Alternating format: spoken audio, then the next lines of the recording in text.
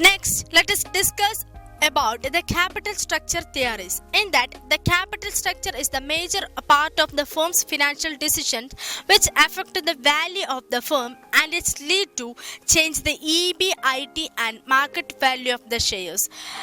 There is a relationship among the capital structure and cost of capital and value of the firm. The aim of the effective capital structure is to maximize the value of the firm and to reduce the cost of capital. There are two major theories explaining the relationship between the capital structure and cost of capital and value of the firm. In that, first one is traditional approach, that is, it is a mix of net income approach and net operating income approach. Hence, it is also called as intermediate approach.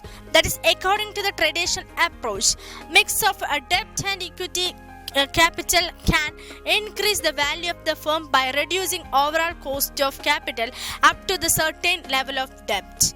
And traditional approach tries that the KO decreases only within the responsible limit financial leverage and when that reaching the minimum level and starts increasing the financial leverages.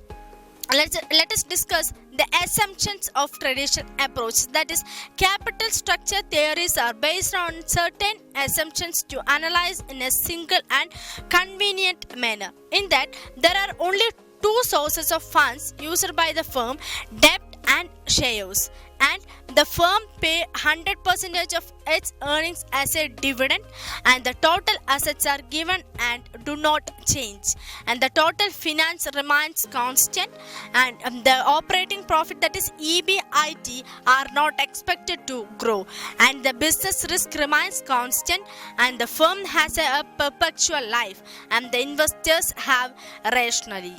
And we will discuss the next part that is second theory, that is net income approach, that is NI.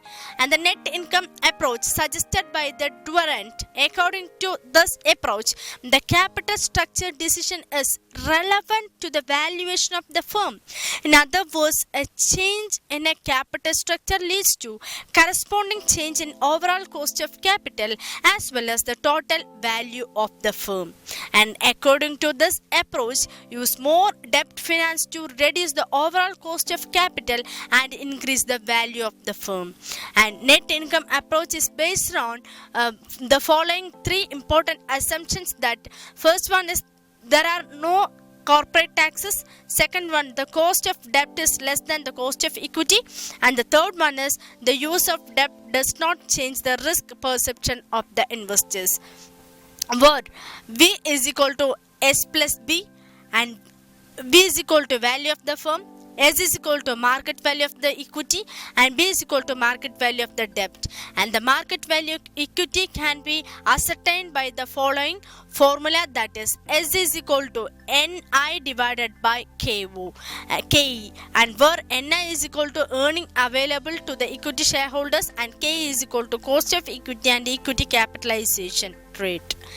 Next theory we are going to discuss is net operating income approach or NOI approach.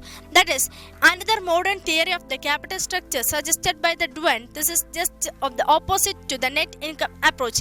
According to this approach, the capital structure decision is irrelevant to the valuation of the firm, and the market value of the firm is not at all affected by the capital structure changes. And according to this approach, the change in capital structure will not lead to any change in the total value of the firm and the market price of shares as well as the overall cost of capital.